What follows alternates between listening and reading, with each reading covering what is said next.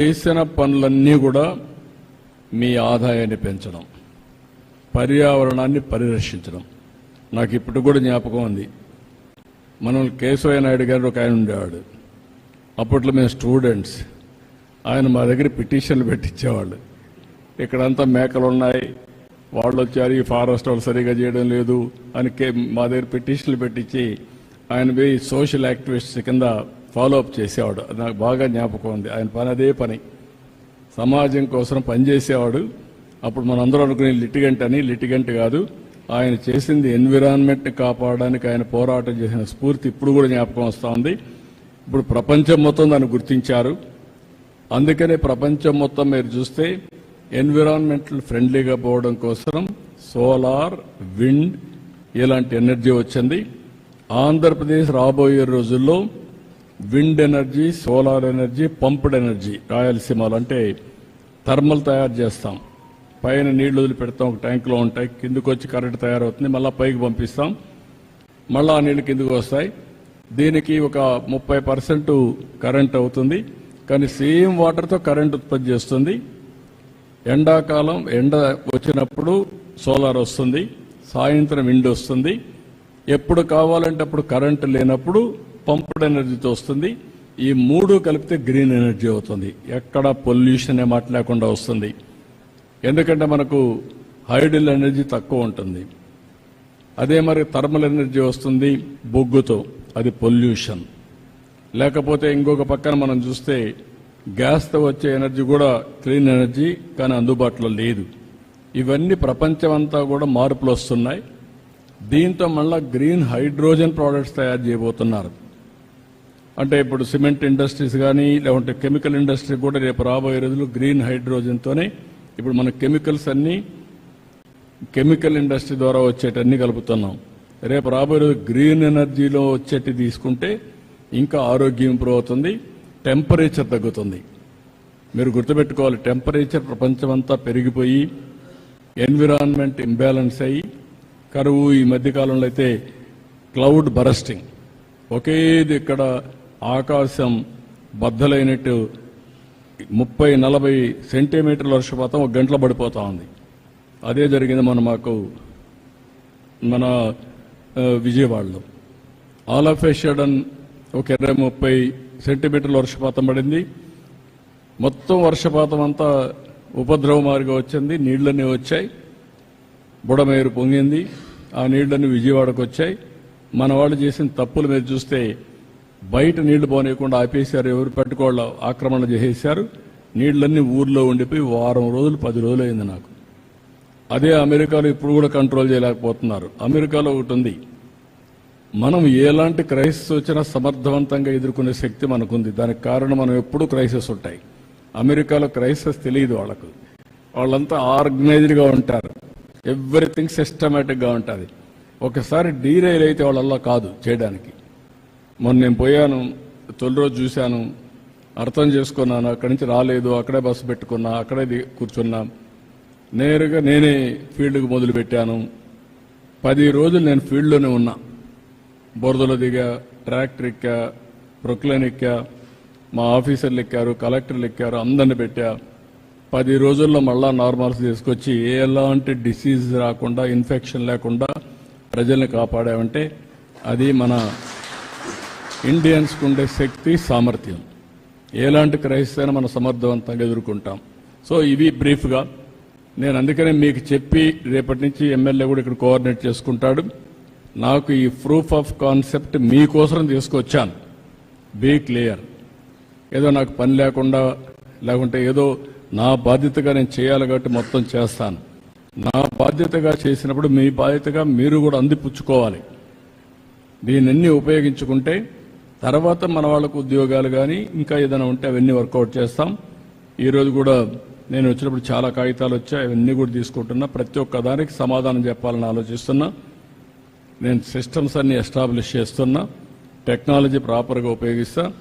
మన వాళ్ళు అడిగేటి అన్నీ కూడా నేను నెరవేర్చలేకపోవచ్చు, కానీ ఇంకా టైం పడుతుంది. మీరు చూస్తే జీతాలు కూడా ఇవ్వలేని పరిస్థితిలో నిన్న మొన్న దగ్గర 6,500 కోట్ల రూపాయలు ఒకటేసారి అందరికి రిలీజ్ చేసి స్కాలర్షిప్లు కానీ, చిన్న కాంట్రాక్టర్లకు కానీ, రైతులకు కానీ, ల్యాండ్ ఎక్విజిషన్ కానీ అన్ని రిలీజ్ చేశాం.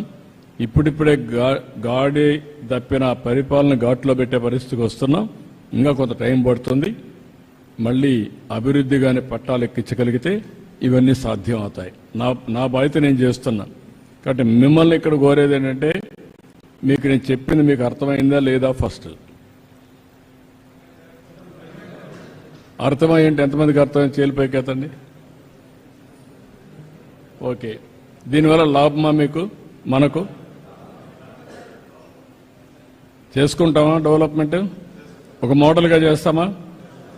తిరుపతికి నేను ఒకప్పుడు చిన్నప్పుడు చూసిన ఊరికి ఇప్పటికీ చాలా డిఫరెన్స్ ఉంది. అప్పుడు ఇంత పచ్చగా కనపడేది కాదు.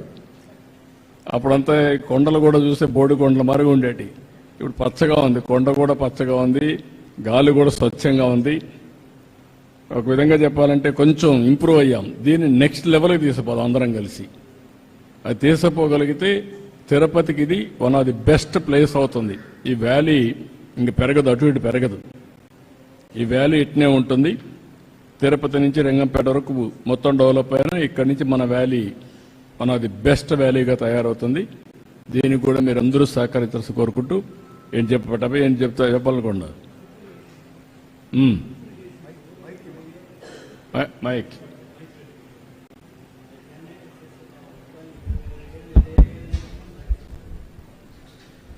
డ్రిప్ ఇరిగేషన్కు 5 acres పెట్టిన సీలింగ్.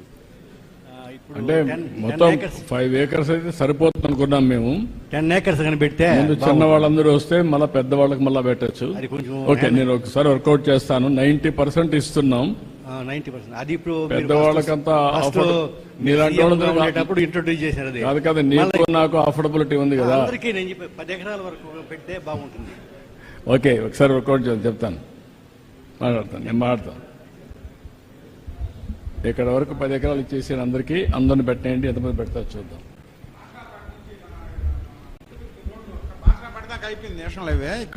ఉందండి, అది కూడా ఉంది. నిన్న కూడా మాట్లాడాం, ఆ రివ్యూ చేస్తున్నాం. వీళ్ళని తొందరలో కంప్లీట్ చేస్తాం. సుబ్రహ్మణ్యం వెనకండి బ్రీఫ్ గా, నాకు టైం మళ్ళా వెళ్ళాలి. కిసాన్ పిఎం కిసాన్ వచ్చి 6,000 రూపాయలు ఇస్తా ఉంటారు. ఇప్పుడు 2019 నుంచి పూర్తిగా నమోదు కాలేదండి.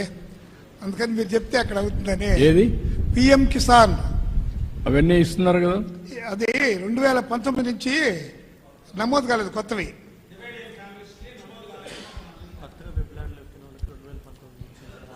మళ్ళీ అదే సీల్ చేశారా? దీన్ని అది క్లోజ్ చేశారా? ఓపెన్ ఉందా? Government of India. మీకేమైనా ఐడియా ఉందా? ఓకే, నేను టేకప్ చేస్తాను. నేను మాట్లాడతాను. దేశానికంతా ఉపయోగపడుతుంది కానీ వాళ్ళు ఏంటంటే ఎక్కువ మంది ఇప్పుడు డివిజన్ పెట్టేసి ఎక్కువ అడుగుతారనే ఉద్దేశంతో సీజ్ చేశారు, సీలింగ్ పెట్టారు గవర్నమెంట్ ఆఫ్ ఇండియా. నేను ఒకసారి మాట్లాడతాను. I will take it up. ఇంకెవరండి?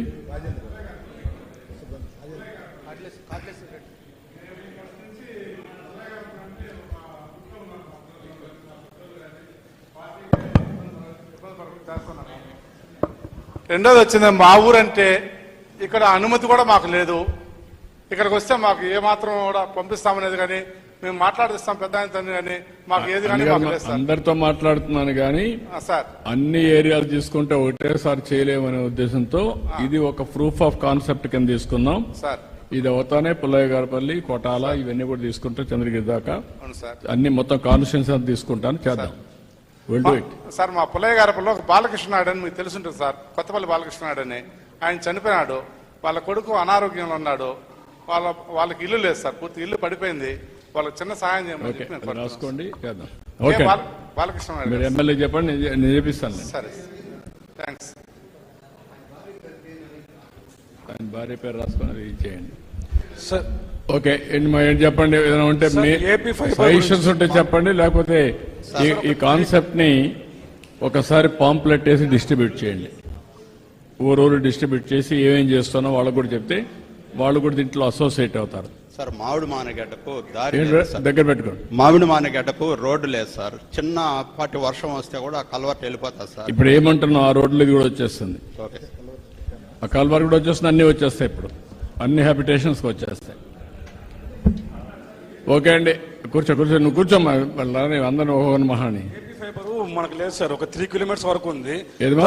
AP fibre sir 2015లో మీరు ఏపీ ఫైబర్ పెట్టారు సార్. ఓకే. అదేంటంటే మాకు ఇంకా అవైలబుల్ రాలేదు సార్. మా విలేజ్ చాలా ఏపీ సార్లు ఫైబర్ మీరు తీసుకోండి, ఫైబర్ గ్రిడ్ చెప్తాను. ఎవ్రీ హోమ్ కంపల్సరీగా ఎంత గిగాబిట్ కావాలనో అంత ఇస్తాం. ఎడ్యుకేషన్ అన్నిటికీ ఇండ్లకు కూడా, అవి కూడా వైఫై కూడా ఇచ్చేద్దాం, అవి కూడా పెట్టుకోండి. ఓకే, ఇమ్మీడియట్ చేయమంటాను. అది కూడా ఒకటి దీంట్లో ఇన్క్లూడ్ చేయండి, ఫైబర్ కూడా. అది మిస్ అయ్యాం. చాలా సంతోషంగా ఉంది సార్, ఎందుకంటే ఇక్కడ స్థానికులందరినీ కూడా కూర్చొని పెట్టి మీరు డెవలప్మెంట్ విషయంలో మీరు మాట్లాడింది మాకు చాలా సంతోషంగా ఉంది. అదేవిధంగా చంద్రగిరి మండలాన్ని పూర్తిగా కూడా ఈ విధంగా చేస్తే మేము చాలా సంతోషపడతాం. అదేవిధంగా ఇది స్టెబిలైజ్ అవుతానే, ఎలాంటి ప్రాబ్లమ్స్ ఉన్న అన్ని కరెక్ట్ చేసేస్తారు. దాని తర్వాత అది కూడా తీసుకుందాం. అదేవిధంగా మాకు 30 సంవత్సరాల తర్వాత మంచి నాయకుడిని ఇచ్చినారు, బ్రహ్మాండమైన మెజార్టీతో గెలిపించుకున్నాం.